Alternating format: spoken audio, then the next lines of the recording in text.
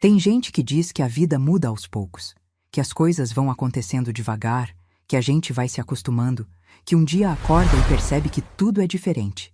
Pode ser que para algumas pessoas seja assim, mas para mim, a vida mudou num domingo de outubro, às 2h15 da tarde, com um grito que ainda ecoa dentro de mim.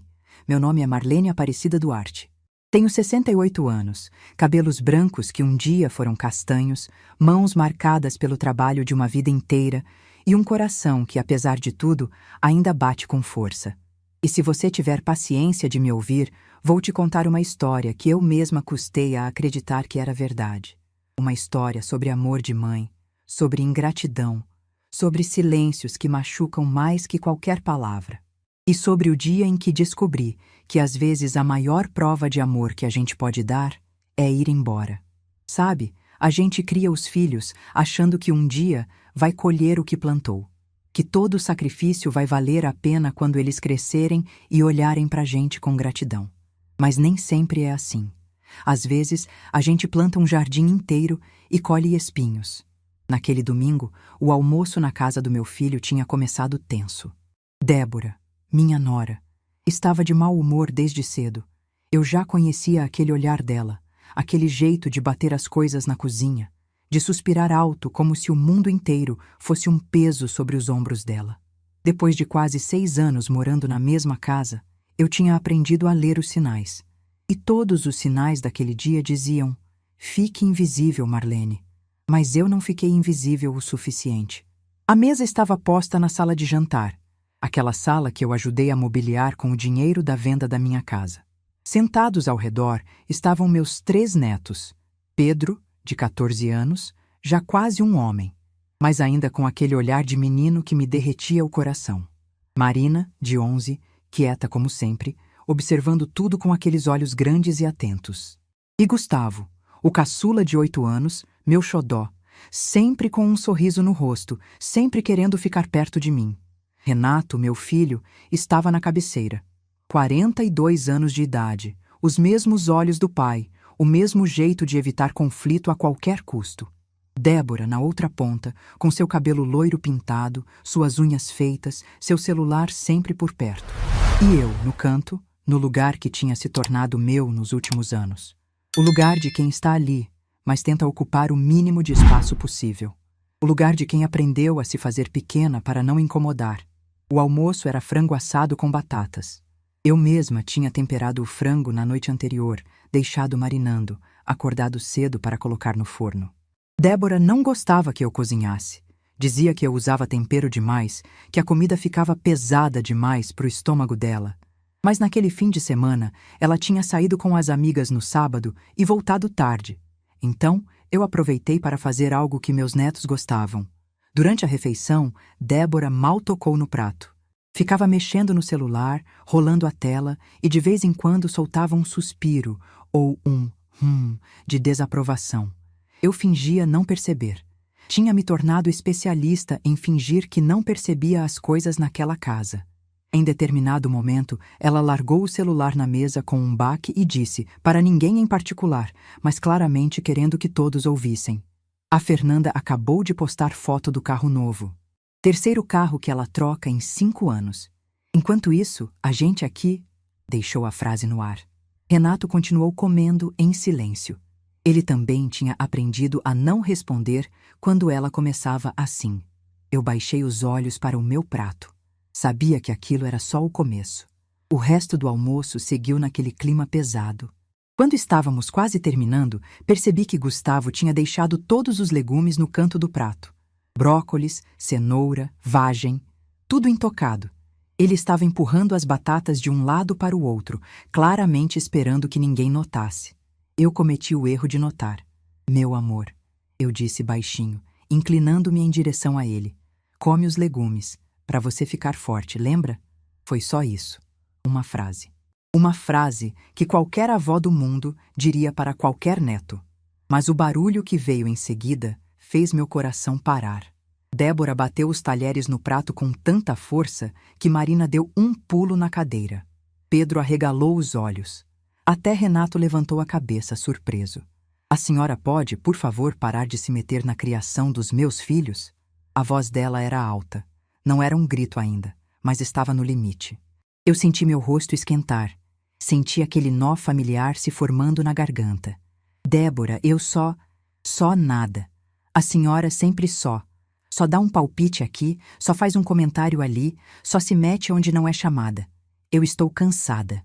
Renato murmurou algo. Acho que foi. Débora, pelo amor de Deus. Mas a voz dele era tão baixa, tão fraca, que eu mal conseguia ouvir. E ela também ouviu, porque virou-se para ele com os olhos em chamas. Não me vem com pelo amor de Deus, Renato. Você também está cansado, eu sei que está. Só não tem coragem de falar. Ela se virou de volta para mim. Os olhos dela estavam diferentes agora. Não era mais irritação. Era algo mais. Algo que ela vinha guardando há anos, eu percebi naquele momento. Um ressentimento profundo. Uma raiva que finalmente tinha encontrado uma brecha para sair. E foi aí que veio. O grito. As palavras que mudaram tudo. Sabe o que é, dona Marlene? Eu cansei. Cansei de ter alguém aqui dentro o tempo todo. Vigiando, dando palpite, ocupando espaço. Essa casa não é asilo, tá me entendendo? Eu não sou cuidadora de idoso. Então escolhe, ou vai pro asilo, ou some da minha vida. A voz dela ecoou pela sala de jantar. Bateu nas paredes, no teto, em cada canto daquela casa que eu tinha ajudado a comprar. Eu senti como se tivesse levado um tapa no rosto. Não, pior. Um tapa dói e passa. Aquelas palavras se cravaram em mim. O silêncio que seguiu aquelas palavras foi a coisa mais barulhenta que eu já ouvi na vida. Gustavo começou a chorar baixinho. Marina pegou a mão dele por baixo da mesa. Pedro olhou para o pai com uma expressão que misturava raiva e súplica, esperando que ele fizesse alguma coisa, que dissesse alguma coisa. Mas Renato não disse nada. Meu filho, o menino que eu criei sozinha enquanto o pai vivia na estrada. O menino que eu embalei quando tinha pesadelo, que eu alimentei, que eu vesti, que eu eduquei. O homem por quem eu vendi minha casa, por quem eu abri mão da minha vida. Esse homem estava sentado na cabeceira da mesa, de cabeça baixa, olhando para o próprio prato como se a resposta para tudo estivesse escondida entre os restos de frango e batata. Ele não me defendeu. Naquele momento, algo dentro de mim se partiu. Mas, ao mesmo tempo, algo se encaixou. Uma peça que estava solta há anos finalmente encontrou seu lugar. E essa peça me dizia uma coisa muito clara. Acabou. Eu me levantei devagar. Não disse uma palavra. Não chorei, não gritei, não implorei. Simplesmente me levantei da mesa, dobrei o guardanapo com cuidado e o coloquei ao lado do prato. Débora me olhava com aquela expressão de vitória, como se tivesse finalmente conseguido o que queria. Renato continuava de cabeça baixa. Covarde. Covarde até o fim. Fui até meu quarto. Aquele quarto que era o menor da casa, aquele quarto que Débora fazia questão de lembrar, que ocupava espaço que poderia ser um escritório. Abri o armário e peguei a mala que estava escondida no fundo, atrás das caixas de sapatos velhos. Aquela mala estava pronta há meses. Eu sabia que esse dia chegaria. Não sabia quando, não sabia como, mas sabia que chegaria. Então me preparei. Separei documentos, roupas essenciais, minhas poucas joias que tinham pertencido à minha mãe. Tudo estava ali, esperando. Voltei para a sala com a mala na mão. A cena era exatamente como eu tinha deixado. Débora de braços cruzados, Renato de cabeça baixa, as crianças em silêncio, assustadas. Fui até Pedro primeiro. Ele me olhou com os olhos marejados. Eu beijei a testa dele e sussurrei. Cuida dos seus irmãos. A vovó ama você. Depois fui até Marina. Ela apertou minha mão com força, como se quisesse me impedir de ir. Eu beijei o rosto dela e disse baixinho. Você é mais forte do que imagina, minha menina. Por último, Gustavo. Meu caçula, meu xodó.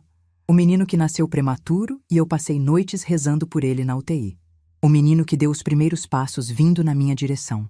Ele estava chorando abertamente agora, sem se importar com a mãe olhando.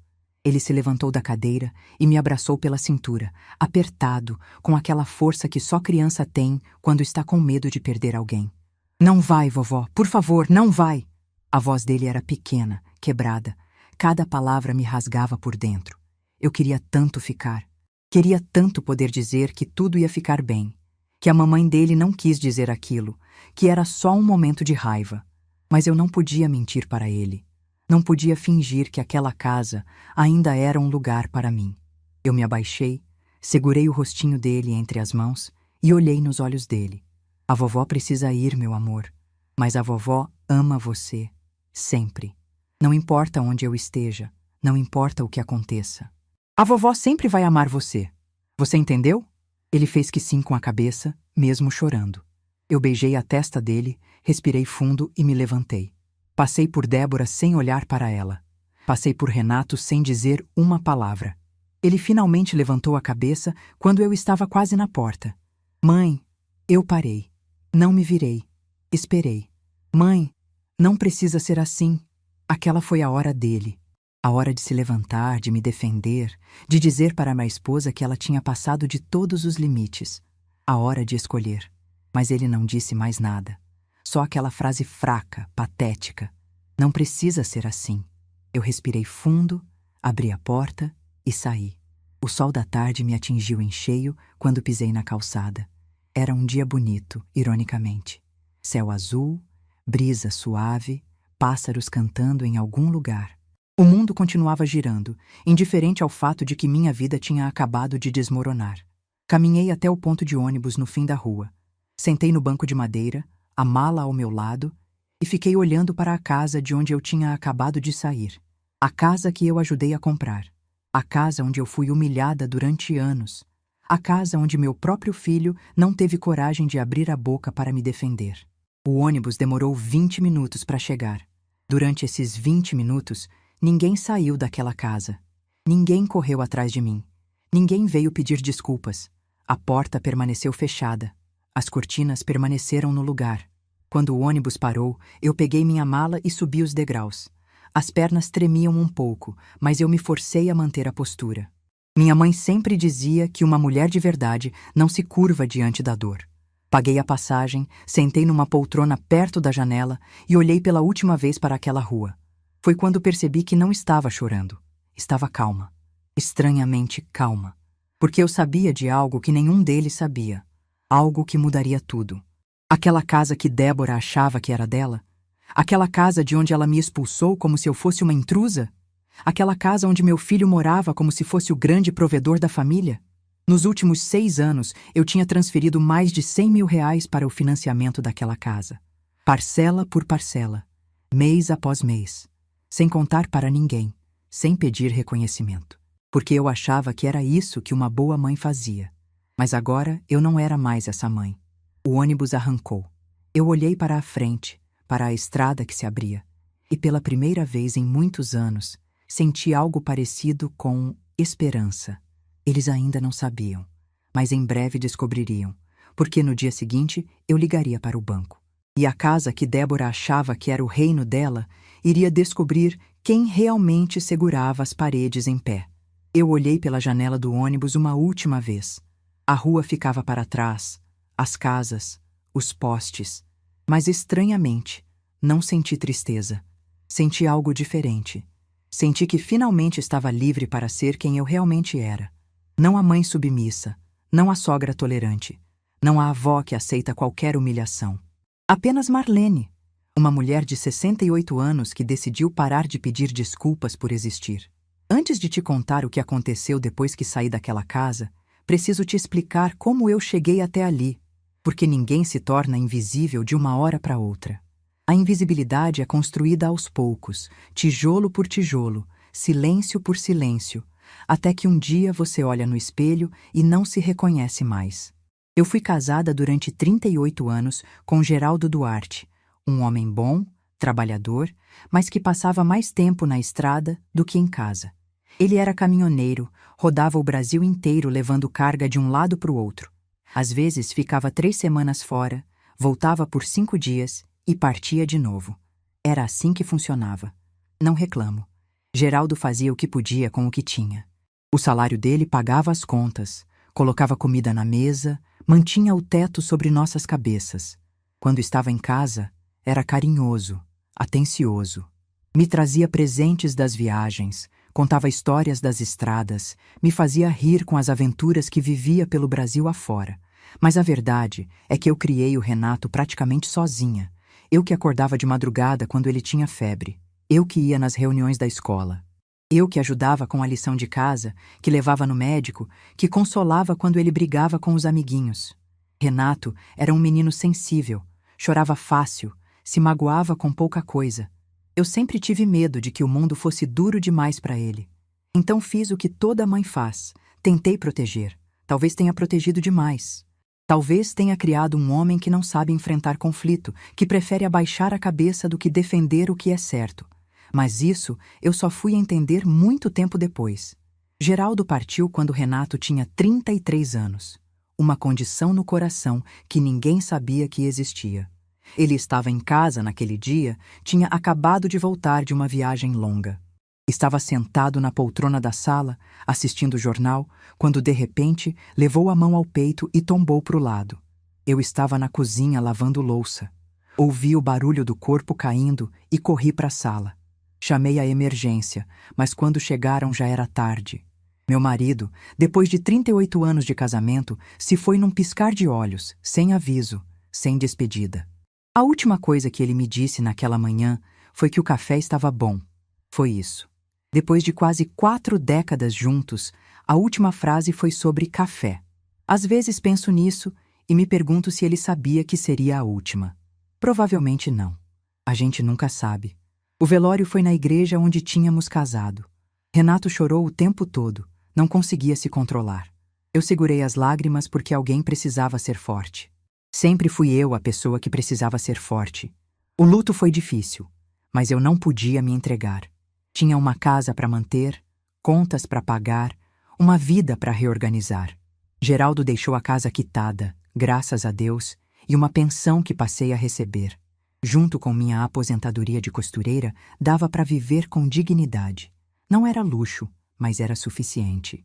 Renato, nessa época, já estava casado com Débora há 5 anos. Tinham 2 filhos pequenos, Pedro e Marina, e moravam num apartamento alugado de 2 quartos no centro de Sorocaba. Apartamento apertado, barulhento, com vizinhos difíceis. Débora não perdia uma oportunidade de reclamar. Eu visitava eles todo fim de semana. Levava bolo, doce, às vezes uma roupinha que eu mesma costurava para os netos. Gostava de ajudar, de me sentir útil. E foi numa dessas visitas, uns 8 meses depois que Geraldo se foi, que Renato veio com a proposta. Ele me chamou para conversar na cozinha, longe da Débora e das crianças. Estava com aquele jeito meio sem graça que ele sempre teve quando queria pedir alguma coisa. Falou que tinha visto uma casa à venda num bairro bom, com quintal grande, 3 quartos, espaço de sobra para todo mundo. O problema era o valor. Eles não tinham dinheiro para a entrada. A proposta era simples. Eu venderia minha casa, me mudaria para morar com eles, e o dinheiro da venda seria a entrada da casa nova. Com o salário dele, pagaríamos as parcelas do financiamento. Seria bom para todo mundo, ele disse. As crianças teriam mais espaço. Eu não ficaria sozinha. A família ficaria unida. Confesso que hesitei. Aquela casa era tudo que eu tinha.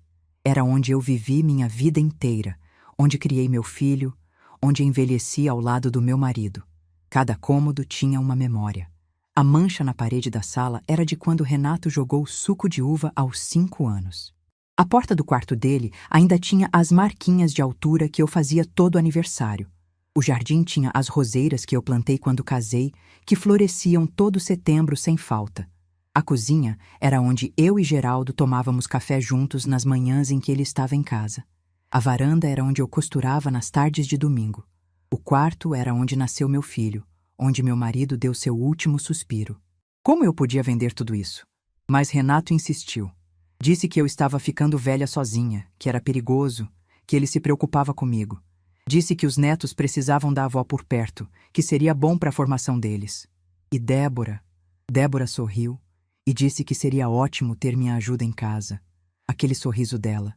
Hoje eu sei o que significava, mas na época quis acreditar que era sincero. A gente sempre quer acreditar no melhor das pessoas, não é? Principalmente quando são da nossa família. Vendi a casa por R$280 mil. Cada centavo foi para a entrada da casa nova. Minha vida inteira convertida em tijolo, cimento e promessas. No começo, as coisas até funcionaram. Eu tinha meu quarto, O menor da casa, mas era meu. Ajudava com as crianças de manhã. Preparava almoço, mantinha a casa organizada enquanto Renato e Débora trabalhavam. Me sentia útil, necessária. Achava que tinha feito a escolha certa. Mas 3 meses depois da mudança, comecei a perceber que algo estava errado. Eu ouvia as discussões deles à noite. Vozes abafadas que atravessavam as paredes finas. Débora reclamava que o dinheiro não estava dando, que as parcelas estavam atrasadas, que eles tinham se metido numa dívida grande demais. Renato se defendia, dizia que ia dar um jeito, que era só apertar o cinto por uns meses. Uma noite, quando todos já estavam dormindo, eu não aguentei a curiosidade. Fui até o escritório deles e procurei os papéis do financiamento. O que encontrei me deixou gelada. A parcela mensal era de R$ 3.200. O salário do Renato, na época, mal chegava a R$ 4.500. Com luz, água, mercado, escola das crianças, gasolina, era matematicamente impossível. Eles estavam afundando e eu nem sabia. Fiquei acordada a noite inteira pensando no que fazer. Minha primeira reação foi confrontar Renato, perguntar por que ele tinha me metido nessa situação, sabendo que não podia pagar. Mas aí pensei nos meus netos. Pensei neles perdendo a casa, tendo que voltar para um apartamento apertado, passando necessidade. E não consegui. Na semana seguinte, fui até o banco sem contar para ninguém. Conversei com o gerente, expliquei a situação e perguntei se eu podia complementar o pagamento das parcelas direto na conta do financiamento. Ele disse que sim, que bastava eu autorizar um débito automático da minha conta. E foi isso que eu fiz. A partir daquele mês, todo dia 5, saía da minha conta uma transferência de R$ 1.500 direto para o financiamento da casa. Às vezes mais, quando a coisa apertava. Minha aposentadoria e pensão juntas davam pouco mais de R$ 3.000. Depois de pagar o complemento da parcela, sobrava quase nada para mim. Mas eu não reclamei. Não contei para ninguém. Achava que era meu dever de mãe, minha obrigação. Renato era meu único filho, aqueles eram meus únicos netos. Se eu não ajudasse, quem ia ajudar? Os meses foram passando e a rotina se estabeleceu. Renato achava que estava conseguindo pagar o financiamento sozinho. Débora achava que o marido era um bom provedor. E eu? Eu assistia em silêncio enquanto ela trocava de celular todo ano. Me lembro de uma vez. Deve ter sido uns 2 anos depois que eu comecei a pagar. Débora chegou em casa com sacolas de uma loja de departamento cara. Roupas novas, sapatos, uma bolsa que eu sabia que custava mais do que eu gastava em 3 meses. Ela desfilou pela sala mostrando as compras, toda animada, pedindo opinião para Renato sobre cada peça. Olha esse vestido, amor. Estava em promoção, não pude resistir. Promoção. Mesmo em promoção, aquele vestido custava mais do que minha aposentadoria semanal. Naquela mesma semana, eu tinha deixado de comprar um remédio para pressão, porque custava R$ 80 e eu não tinha como pagar. Tive que pedir uma amostra grátis no posto de saúde, esperar numa fila de 2 horas, ouvir a enfermeira explicar que aquilo era só para emergência, que eu precisava arrumar um jeito de comprar o remédio de verdade. Mas fiquei quieta. Sempre ficava quieta. Com o tempo, minha presença foi se tornando incômoda. Débora começou a fazer comentários sobre como eu ocupava espaço, sobre como minhas coisas estavam sempre no meio do caminho. Ela não gostava do meu jeito de cozinhar, do meu jeito de arrumar a casa, do meu jeito de falar com as crianças. Os comentários foram ficando mais diretos. Um dia ela disse, na frente de todo mundo, que talvez fosse melhor eu fazer minhas refeições separadas, porque meus horários atrapalhavam a rotina da família. Outro dia sugeriu que eu passasse menos tempo nas áreas comuns da casa, porque ela precisava de espaço para respirar. Eu fui me recolhendo aos poucos. Comecei a comer sozinha no meu quarto. Comecei a sair só quando era estritamente necessário. Comecei a evitar Débora o máximo que conseguia. Mas o pior não eram os comentários sobre mim. O pior era ver meus netos sendo afastados. Gustavo, o caçula, sempre foi muito apegado a mim. Desde bebê, ele se acalmava no meu colo como não se acalmava em nenhum outro lugar. Quando começou a andar, vivia me seguindo pela casa. Quando começou a falar, uma das primeiras palavras foi vovó, mas Débora não gostava. Dizia que ele estava grudado demais em mim, que isso não era saudável, que criança precisava de independência. Começou a proibir que ele viesse para o meu quarto.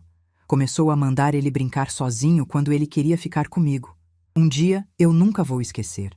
Eu estava voltando da padaria e Gustavo veio correndo me receber na porta, como sempre fazia. Ele me abraçou pelas pernas, todo feliz, dizendo que tinha sentido minha falta. Débora apareceu atrás dele, puxou o braço do menino com força e disse, olhando para mim com aquele desprezo que eu já conhecia bem: Gustavo, a vovó precisa de espaço. Vai brincar no seu quarto. O menino foi, cabisbaixo, sem entender por que não podia abraçar a própria avó. E eu fiquei ali, parada, engolindo mais uma humilhação em silêncio. Foram 6 anos assim. 6 anos pagando uma casa em segredo. 6 anos sendo tratada como intrusa no lugar que eu mesma ajudei a comprar. 6 anos vendo meus netos serem afastados de mim aos poucos. 6 anos engolindo desaforos, baixando a cabeça, pedindo desculpas por existir. Em algum momento desses 6 anos, eu comecei a preparar minha saída. Não foi uma decisão consciente no início. Comecei separando documentos importantes, colocando em pastas organizadas. Depois comecei a separar roupas que eu não usava mais, doando o que podia, guardando o essencial. Por fim, comprei uma mala de mão e escondi no fundo do armário, atrás das caixas de sapatos velhos. Não sabia quando ia precisar, mas sabia que o dia chegaria. E quando Débora gritou aquelas palavras no domingo de outubro, quando me deu o ultimato na frente dos meus netos, eu soube. O dia tinha chegado. Só que ela não sabia de uma coisa. Nenhum deles sabia. A casa que ela achava que era o reino dela, o teto que ela achava que o marido sustentava sozinho, as paredes que ela achava que eram dela para me expulsar quando bem entendesse. Tudo aquilo só existia porque eu, em silêncio, durante 6 anos, segurei tudo de pé. 72 parcelas. Mais de 100 mil reais. Transferidos mês a mês, sem ninguém saber. E agora que eu tinha ido embora, essa verdade estava prestes a aparecer. Porque no dia seguinte, aquele domingo, sentada no sofá da sala da minha amiga Neuza, que me acolheu, eu peguei o telefone e liguei para o banco.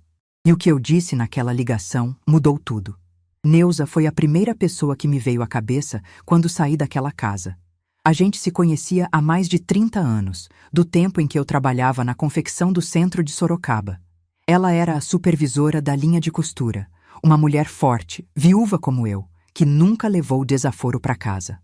Quando me aposentei, a gente continuou se encontrando de vez em quando para tomar café e colocar a conversa em dia.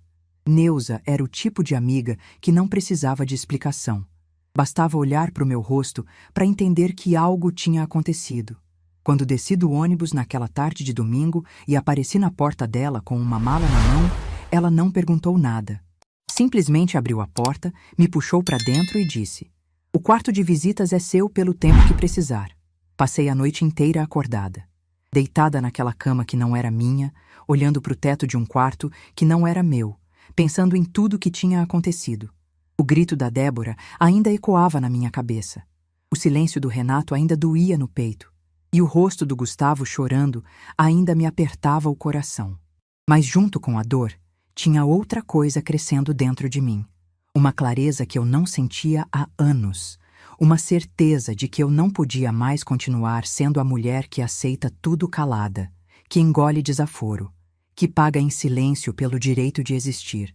Quando o sol nasceu naquela segunda-feira, eu já tinha tomado minha decisão. Às 8h15 da manhã, peguei meu celular e liguei para o banco. A atendente, uma moça de voz simpática, me pediu os dados da conta e perguntou em que poderia ajudar. Eu respirei fundo e disse, com a voz mais calma que consegui: "Eu gostaria de cancelar uma autorização de débito automático." Ela pediu mais detalhes. Expliquei que há 6 anos eu vinha fazendo transferências mensais para um financiamento imobiliário que não estava no meu nome. Que eu era apenas uma pagadora complementar, como o gerente tinha chamado na época. E que agora eu queria encerrar essa autorização. A moça ficou em silêncio por alguns segundos. Depois disse que ia verificar no sistema. Ouvi o barulho das teclas do computador dela, alguns cliques, mais silêncio. Quando ela voltou, a voz tinha mudado. Estava mais séria. "Senhora Marlene, a senhora tem certeza?" Segundo nossos registros, a senhora é responsável por aproximadamente 47% do valor das parcelas desse financiamento nos últimos 72 meses. Se cancelar agora, o titular principal será notificado de que há um déficit no pagamento. 47%, quase metade, durante 6 anos, 72 parcelas. Mais de R$100 mil que saíram da minha aposentadoria, da minha pensão, do dinheiro que deveria ser para minha velhice. Tudo para manter de pé uma casa onde eu era tratada como intrusa. Eu fechei os olhos e pensei nos meus netos. Pensei no Gustavo me abraçando, implorando para eu não ir. Pensei na Marina segurando minha mão com força, como se pudesse me impedir de partir. Pensei no Pedro me olhando com aqueles olhos marejados, querendo dizer alguma coisa, mas sem coragem. Mas também pensei em Débora gritando na minha cara. Pensei em Renato de cabeça baixa. Pensei em 6 anos comendo sozinha no quarto. 6 anos abrindo mão de remédio. 6 anos sendo tratada como um estorvo na casa que eu mesma ajudei a pagar. Tenho certeza, eu disse. Pode cancelar. A atendente processou meu pedido. Disse que a partir do próximo mês, nenhum valor seria mais debitado da minha conta para aquele financiamento. Perguntou se eu queria que o banco entrasse em contato com o titular para informar sobre a mudança. Eu disse que não precisava, que ele descobriria sozinho. Quando desliguei o telefone, minhas mãos estavam tremendo. Mas não era de medo, era de alívio. Pela primeira vez em 6 anos, eu tinha parado de carregar um peso que nunca foi meu para carregar. Neuza apareceu na porta do quarto com uma xícara de café. Ela tinha ouvido a conversa toda, claro. As paredes do apartamento dela eram finas. Sentou na beirada da cama, me entregou o café e disse apenas: "Você fez a coisa certa." Eu tomei o café em silêncio, sentindo o calor da xícara nas mãos.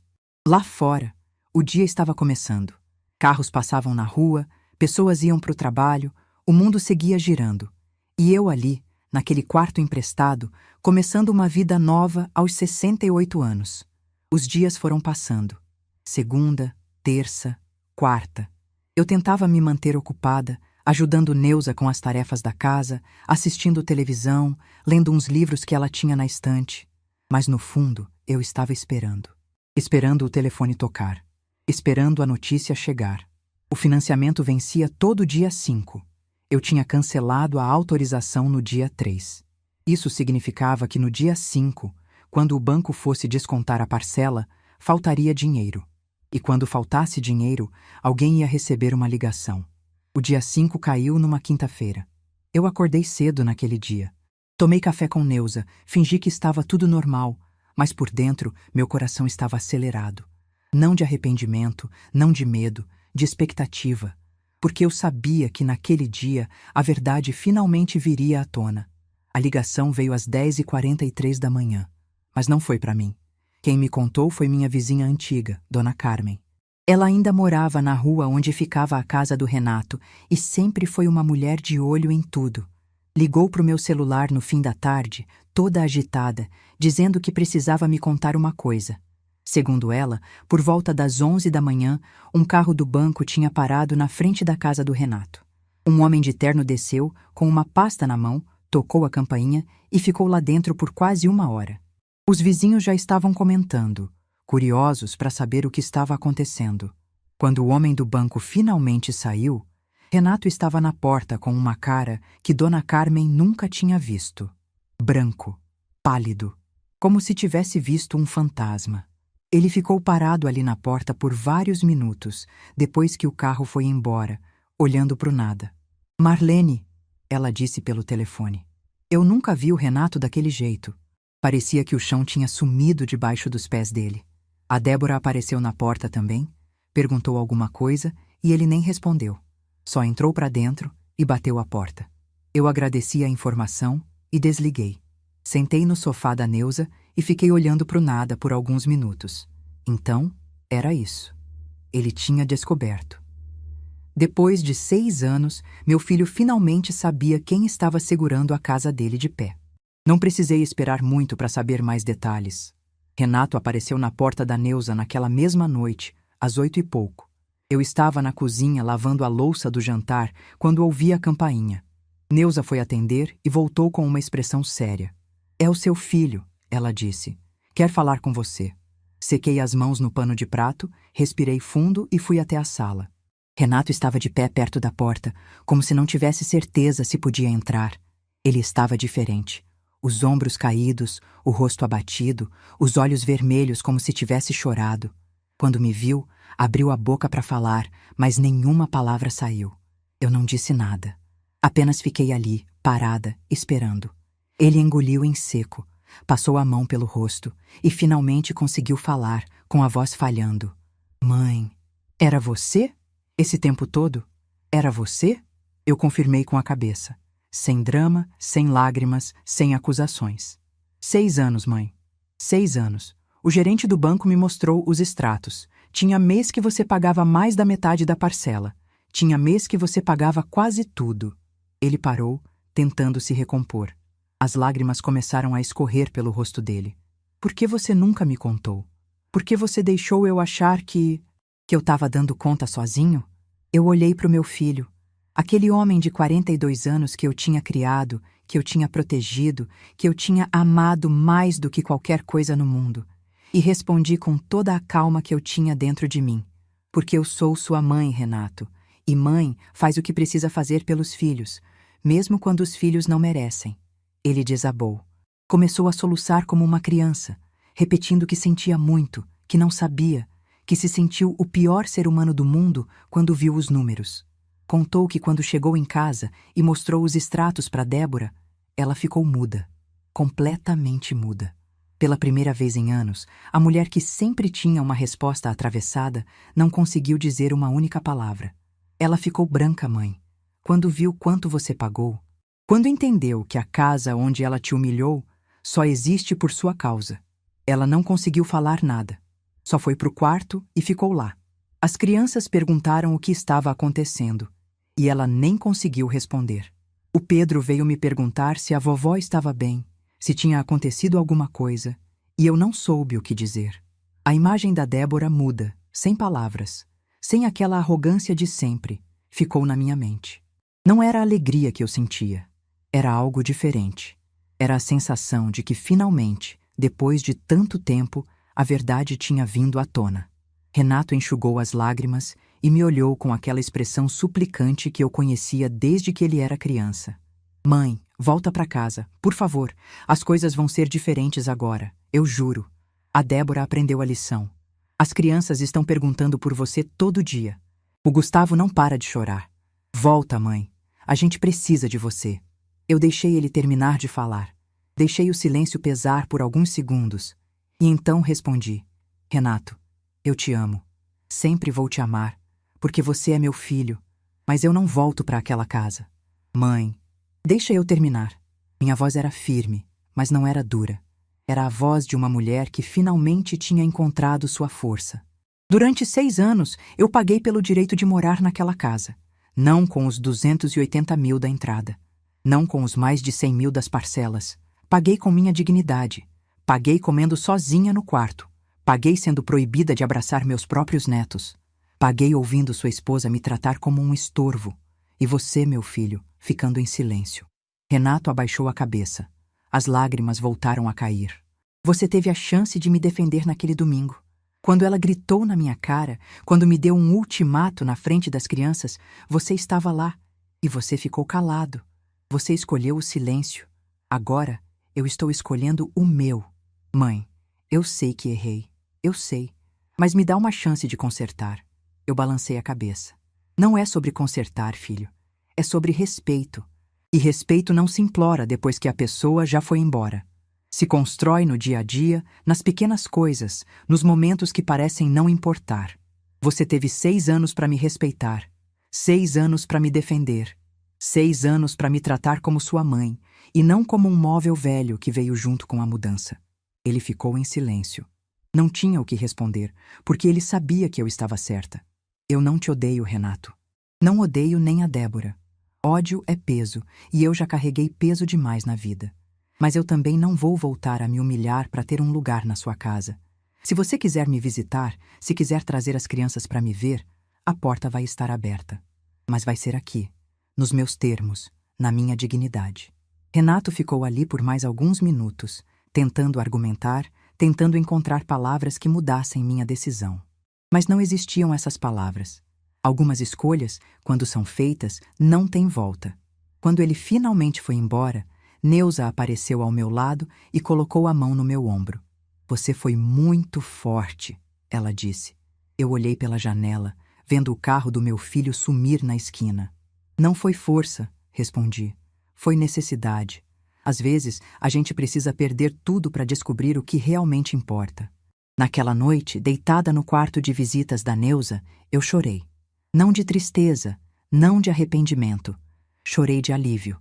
Chorei por todos os anos que eu guardei aquela dor dentro de mim. Chorei pela mãe que eu fui e pela mulher que eu estava me tornando. Mas junto com as lágrimas veio uma certeza. Eu tinha feito a escolha certa. O que eu ainda não sabia é que as consequências daquela noite estavam apenas começando e que a Débora, aquela mulher que achava que podia me expulsar da própria casa que eu sustentava, estava prestes a descobrir o verdadeiro preço do desprezo. As semanas que se seguiram foram as mais estranhas da minha vida. Por um lado, eu estava vivendo uma situação que nunca imaginei. Aos 68 anos, morando no quarto de visitas de uma amiga, sem casa própria, sem saber direito o que o futuro reservava. Por outro lado, eu sentia uma leveza que não sentia há anos. Era como se eu tivesse tirado das costas um peso que nem sabia que estava carregando. Neuza foi uma anfitriã maravilhosa. Nunca me fez sentir que eu estava atrapalhando, nunca cobrou nada, nunca fez perguntas demais. A gente tomava café juntas de manhã, assistia novela à noite e nos intervalos cada uma cuidava da sua vida. Era uma convivência tranquila, respeitosa, sem cobranças.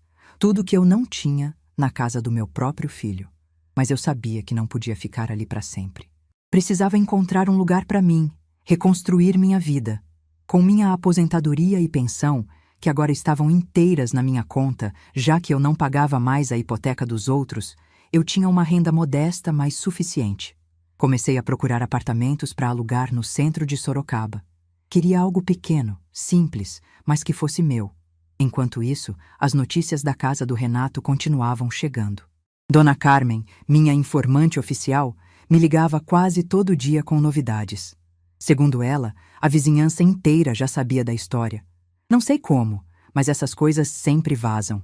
Alguém ouviu alguma coisa, contou para alguém, que contou para outro alguém, e de repente todo mundo sabia que a velha que morava na casa tinha sido expulsa pela nora, e que, na verdade, era ela quem pagava as contas esse tempo todo. Marlene, você não imagina os comentários, Dona Carmen me disse numa dessas ligações. A Débora não consegue mais andar na rua sem as pessoas ficarem olhando. Outro dia, ela foi na padaria, e a Dona Lourdes, aquela que é dona do salão de beleza, perguntou bem alto se ela já tinha encontrado outra sogra para pagar as contas dela. A Débora ficou roxa e saiu sem comprar nada. Confesso que uma parte de mim sentiu satisfação com isso. Não era orgulho, não era vingança. Era a sensação de que finalmente as máscaras tinham caído. Durante anos, Débora se apresentava para as pessoas como uma mulher de família, boa esposa, boa mãe. E agora, todo mundo via quem ela realmente era. Mas a situação financeira deles era o que mais me preocupava. Não por eles, mas pelos meus netos. Renato me procurou de novo 2 semanas depois daquela primeira conversa. Dessa vez veio com números. Sentou na sala da Neuza e me explicou a situação toda. Sem o meu complemento, ele não conseguia pagar a parcela do financiamento. Tinha atrasado o primeiro mês e o banco já estava cobrando juros. Se atrasasse mais 2 meses, a casa entraria em processo de retomada. Mãe, eu não sei o que fazer, ele disse com a voz cansada. A Débora quer que eu peça dinheiro emprestado para a família dela, mas os pais dela também não têm. Pensei em pegar um empréstimo no banco, mas os juros são absurdos. Estou pensando em vender o carro. O carro da Débora era um modelo popular, mas bem conservado, que ela tinha comprado há 2 anos. Na época, lembro que ela fez questão de postar foto nas redes sociais, toda orgulhosa. O carro era o xodó dela, o símbolo de que ela tinha vencido na vida. Vende o carro, eu disse sem hesitar. Renato me olhou surpreso. Acho que esperava que eu fosse oferecer ajuda, que fosse ceder, que fosse voltar a ser a mãe que resolvia todos os problemas dele. É a única saída que vocês têm agora, continuei. Vende o carro, usa o dinheiro para colocar as parcelas em dia e aprende a viver dentro do que vocês ganham, sem depender de ninguém. Ele ficou em silêncio por um momento. Depois perguntou com a voz baixa: E a Débora? Ela vai ficar sem carro. Ela vai ficar sem carro, eu repeti. Assim como eu fiquei sem remédio várias vezes para poder pagar a casa onde ela morava. Às vezes a vida cobra da gente o preço das nossas escolhas, filho. Renato foi embora naquele dia sem dizer muito mais. Mas uma semana depois, Dona Carmen me ligou dizendo que tinha visto um homem tirando fotos do carro da Débora na garagem. Era o avaliador de uma loja de usados. O carro foi vendido num sábado de manhã. Dona Carmen viu quando o comprador veio buscar. Débora não saiu de casa.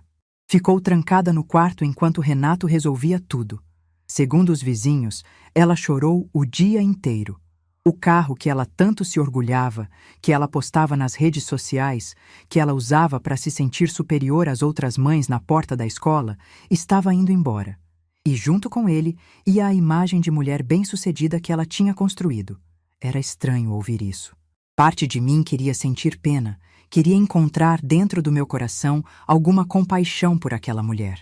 Mas toda vez que eu tentava, vinha na minha cabeça a imagem dela gritando na minha cara, mandando eu escolher entre o asilo e sumir da vida dela. Vinha a lembrança dela, puxando o Gustavo pelo braço para ele não me abraçar. Vinha o som da voz dela dizendo: Dona Marlene, a senhora pode voltar para o seu quarto. Não, eu não sentia pena. Sentia que finalmente ela estava colhendo o que plantou. 3 semanas depois da minha saída, Débora finalmente criou coragem de me procurar. Eu estava na cozinha da Neuza, preparando um bolo de fubá, quando a campainha tocou. Neuza foi atender e voltou com uma expressão estranha. É a sua nora, ela disse baixinho. Quer falar com você. Meu coração acelerou, mas não de medo, de curiosidade. O que aquela mulher teria a dizer depois de tudo que fez? Pedi para Neuza deixar ela entrar. Limpei as mãos na toalha e fui até a sala. Débora estava de pé perto da porta, exatamente como Renato tinha ficado semanas antes. Mas ela estava diferente, muito diferente. Os cabelos que sempre estavam arrumados estavam presos num rabo de cavalo desleixado. O rosto estava sem maquiagem, os olhos inchados. Ela parecia ter envelhecido 10 anos em poucas semanas. Dona Marlene, ela começou, e a voz tremeu. Eu precisava falar com a senhora. Eu não disse nada. Apenas cruzei os braços e esperei. Ela respirou fundo. Vi que estava se esforçando para manter a compostura. Eu vim pedir desculpas. O silêncio que se seguiu foi pesado. Ela esperava que eu dissesse alguma coisa, mas eu continuei calada. Queria ouvir o que ela tinha a dizer. Eu sei que errei, ela continuou, a voz falhando. Sei que tratei a senhora mal todos esses anos. Sei que fui injusta, que fui cruel, que falei coisas que não devia. Mas eu não sabia. Eu juro que não sabia que a senhora estava pagando a casa. Se eu soubesse... Se você soubesse o quê? Eu interrompi. Teria me tratado diferente? Ela engoliu em seco. Não respondeu. É isso que você está dizendo, Débora? Que se soubesse que eu estava pagando as contas, teria me respeitado? Que o respeito dependia do meu dinheiro, não de quem eu sou? As lágrimas começaram a escorrer pelo rosto dela. Ela balançou a cabeça, tentando se explicar. Não foi isso que eu quis dizer. Foi exatamente isso que você quis dizer, eu cortei. E é exatamente isso que está errado. Eu não merecia respeito por pagar as contas. Eu merecia respeito por ser a mãe do seu marido, por ser a avó dos seus filhos, por ser uma mulher de 68 anos que passou a vida inteira trabalhando e que nunca fez mal a ninguém. Mas para você, nada disso importava. Eu era só um estorvo, um peso, uma velha que ocupava espaço. Débora começou a chorar abertamente. Entre os soluços ela disse: eu sei que errei. E eu estou pagando por isso. A senhora não imagina como as pessoas estão me olhando. Os vizinhos, as mães da escola, até minhas amigas. Todo mundo sabe da história. Todo mundo me julga. E você veio aqui esperando o quê? Que eu fizesse as pessoas pararem de te julgar? Que eu te perdoasse publicamente para sua imagem melhorar? Ela não respondeu. Mas o silêncio dela foi resposta suficiente. Eu respirei fundo.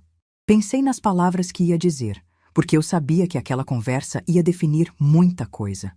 Débora, eu vou te dizer uma coisa, e eu quero que você preste muita atenção. Eu te perdoo. Ela levantou os olhos, surpresa. Eu te perdoo, repeti. Não por você, mas por mim. Porque guardar rancor faz mal para quem guarda, não para quem causou. Eu não quero passar o resto da minha vida com esse peso no coração. Então sim, eu te perdoo. Uma sombra de alívio passou pelo rosto dela. Mas eu não tinha terminado. Mas perdoar não significa esquecer. E não significa voltar atrás. Eu perdoo o que você fez, mas eu não esqueço. E eu não vou voltar para aquela casa. Não vou fingir que nada aconteceu. Não vou te tratar como se fôssemos amigas. Você fez escolhas, Débora. Escolheu me humilhar durante anos. Escolheu me afastar dos meus netos. Escolheu gritar na minha cara na frente das crianças. Agora você está vivendo as consequências dessas escolhas, e isso não é culpa minha, é sua. Ela ficou em silêncio, as lágrimas escorrendo em silêncio. Eu sugiro que você vá embora agora, eu disse, e que use essa experiência para se tornar uma pessoa melhor. Não por mim, não pelo Renato, mas pelos seus filhos. Porque um dia eles vão crescer e vão lembrar de como você tratou a avó deles, e você vai ter que olhar nos olhos deles e explicar. Débora ficou ali por mais alguns segundos. Parecia querer dizer mais alguma coisa, mas não conseguiu. Finalmente, ela se virou e saiu, fechando a porta atrás de si. Neuza apareceu ao meu lado assim que a porta fechou. Você foi dura, ela disse. Fui justa, respondi. Tem diferença. Naquela noite, eu demorei para dormir. Fiquei pensando na conversa com Débora, no rosto dela, nas lágrimas dela. Uma parte de mim queria sentir compaixão, mas a compaixão não vinha. O que vinha era uma sensação estranha de libertação. Durante anos, eu vivi para agradar aquela mulher. Tentei ser invisível, tentei não incomodar, tentei merecer um lugar na casa que eu mesma ajudei a comprar. E nada nunca foi suficiente. Agora, finalmente, eu tinha parado de tentar. 2 semanas depois da visita de Débora, encontrei um apartamento. Era um lugar pequeno, de 2 quartos, numa rua tranquila no centro de Sorocaba. Tinha uma saletinha aconchegante, uma cozinha que dava para o básico e uma varandinha de onde eu podia ver o movimento da cidade. O aluguel cabia no meu orçamento, o prédio era bem cuidado e tinha elevador, o que era importante para uma mulher da minha idade. E o mais importante era meu espaço, minhas regras, minha vida. No dia da mudança, Neuza me ajudou a carregar as poucas coisas que eu tinha. Não era muito. Algumas roupas, uns livros, as joias da minha mãe, umas panelas que ela me deu de presente. Cabia tudo numa viagem de carro. Quando coloquei a última caixa dentro do apartamento e fechei a porta, sentei no chão vazio da sala e olhei ao redor. As paredes estavam nuas. O chão estava frio, não tinha móvel nenhum ainda. Mas eu estava sorrindo, porque pela primeira vez em muitos anos, eu estava em casa. Não a casa onde eu nasci, não a casa onde eu criei meu filho, não a casa onde eu fui humilhada. Uma casa nova, uma vida nova, um recomeço. Neuza sentou do meu lado no chão e passou o braço pelos meus ombros. Como você está se sentindo? Ela perguntou. Eu pensei um pouco antes de responder. Livre, eu disse. Estou me sentindo livre. E era verdade. Aos 68 anos, depois de perder quase tudo, eu finalmente tinha encontrado a coisa mais importante que existe. Eu mesma. A Marlene que tinha se perdido em algum momento entre ser esposa, ser mãe, ser avó. A mulher que eu era antes de me tornar invisível. Mas a minha história com Renato e Débora ainda não tinha terminado. Porque algumas semanas depois, meus netos vieram me visitar pela primeira vez no meu apartamento novo. E o que o Gustavo me disse naquele dia me fez chorar mais do que qualquer coisa que tinha acontecido até então. 3 meses. Foram 3 meses desde aquele domingo de outubro em que saí da casa do meu filho com uma mala na mão e a dignidade intacta. 3 meses que pareceram 3 anos, de tanta coisa que aconteceu. E agora, sentada na varanda do meu apartamento, olhando o sol se pôr sobre Sorocaba, eu finalmente podia dizer que estava em paz. O apartamento já não estava mais vazio. Com o tempo, fui comprando algumas coisas. Um sofá pequeno, mas confortável. uma mesa de jantar com 2 cadeiras, porque eu gostava de ter espaço para receber visita. Uma televisão modesta para assistir minhas novelas. E na varanda, onde eu passava a maior parte do tempo, coloquei 2 cadeiras de balanço e uns vasos de plantas. As plantas foram ideia da Neuza. Ela disse que cuidar de algo vivo faz bem para a alma. E ela estava certa. Minha rotina tinha mudado completamente. Acordava cedo, tomava café sem pressa, olhando pela janela o movimento da rua lá embaixo. Depois regava minhas plantas, assistia um pouco de televisão, lia uns livros que tinha pego na biblioteca do bairro. 3 vezes por semana ia para o grupo da terceira idade na igreja do bairro. Lá eu tinha feito amizades que nunca imaginei fazer aos 68 anos. Dona Jurema, de 72 anos, viúva como eu, que adorava jogar baralho e contar piadas. Seu Osvaldo, de 75, que tinha uma história de vida parecida com a minha e sempre me dava conselhos sábios. E tantos outros que me acolheram sem julgamento, sem perguntas, só com carinho. Pela primeira vez em muitos anos, eu tinha amigos de verdade. Pessoas que gostavam de mim pelo que eu era, não pelo que eu podia fazer por elas. A situação na casa do Renato tinha se estabilizado. Com o dinheiro da venda do carro, eles conseguiram colocar as parcelas em dia e renegociar o financiamento com o banco. As prestações ficaram menores, mais dentro da realidade deles. Iam demorar mais tempo para quitar a casa, mas pelo menos não iam perder. Renato me visitava uma vez por semana, sempre aos domingos. Vinha sozinho, tomava café comigo, conversávamos sobre a vida. Era uma relação diferente agora. Ele me respeitava de um jeito que nunca tinha respeitado antes. Não sei se era por culpa, por arrependimento ou porque finalmente tinha entendido meu valor. E, sinceramente, não importava mais. O que importava é que ele me tratava como mãe, não como um estorvo. Débora nunca mais apareceu. Depois daquela conversa na casa da Neuza, ela manteve distância. Segundo Renato, ela tinha mudado. Estava mais quieta, mais humilde, menos preocupada com aparências. Não sei se era verdade ou se ele só queria me agradar. Mas também não fazia diferença. Eu não precisava da mudança dela para seguir em frente com a minha vida. Mas o momento que eu mais esperava, o momento que me tirava o sono de tanta ansiedade, finalmente chegou num sábado de janeiro. Renato ligou na sexta-feira à noite, perguntando se podia trazer as crianças para me visitar no dia seguinte. Meu coração disparou. Fazia 3 meses que eu não via meus netos. 3 meses de saudade, de vazio, de me perguntar se eles estavam bem, se lembravam de mim, se me culpavam por ter ido embora. Passei a noite inteira sem dormir direito. Levantei às 5 da manhã, limpei o apartamento inteiro, fiz bolo de chocolate que era o preferido do Gustavo, preparei suco natural, arrumei a sala. Queria que tudo estivesse perfeito. Eles chegaram às 10 da manhã. Quando a campainha tocou, minhas mãos estavam tremendo. Respirei fundo, ajeitei o cabelo e abri a porta. Pedro foi o primeiro que eu vi. Meu neto mais velho, agora com quase 15 anos, tinha crescido nesses 3 meses. Estava mais alto, mais encorpado, com jeito de homem. Ele me olhou com aqueles olhos sérios e disse com a voz firme: "Oi, vovó." Atrás dele, Marina. Minha neta do meio, 11 anos, tímida como sempre. Ela segurava um desenho na mão, um papel dobrado que ela apertava contra o peito. E por último, escondido atrás do pai, Gustavo, meu caçula, meu xodó. 8 anos de pura doçura. Ele estava quieto, o que era estranho, porque Gustavo nunca era quieto. "Entrem, entrem", eu disse, tentando controlar a emoção na voz. "A casa é simples, mas é de vocês." Eles entraram devagar, olhando ao redor com curiosidade. Pedro examinou a sala, Marina foi direto para a varanda ver as plantas, e Gustavo ficou parado no meio da sala, me olhando. Renato disse que ia dar uma volta no quarteirão para nos dar privacidade. Agradeci com um aceno e fechei a porta. Ficamos ali, eu e meus 3 netos, em silêncio por alguns segundos. Foi Pedro quem quebrou o gelo. "Vovó, eu preciso te dizer uma coisa." Ele se aproximou de mim e eu vi que os olhos dele estavam marejados. Aquele menino que sempre tentava parecer forte, que segurava tudo dentro de si, estava lutando para não chorar. Naquele dia, no almoço, quando a mãe gritou com a senhora, eu devia ter feito alguma coisa. Eu vi tudo, eu ouvi tudo e eu não fiz nada.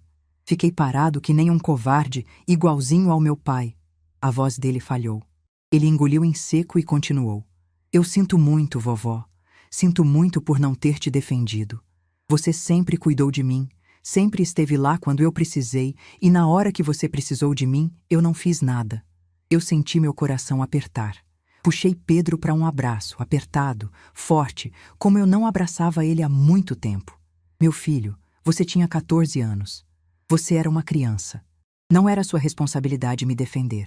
Era a responsabilidade do seu pai, e ele é que falhou. Não você.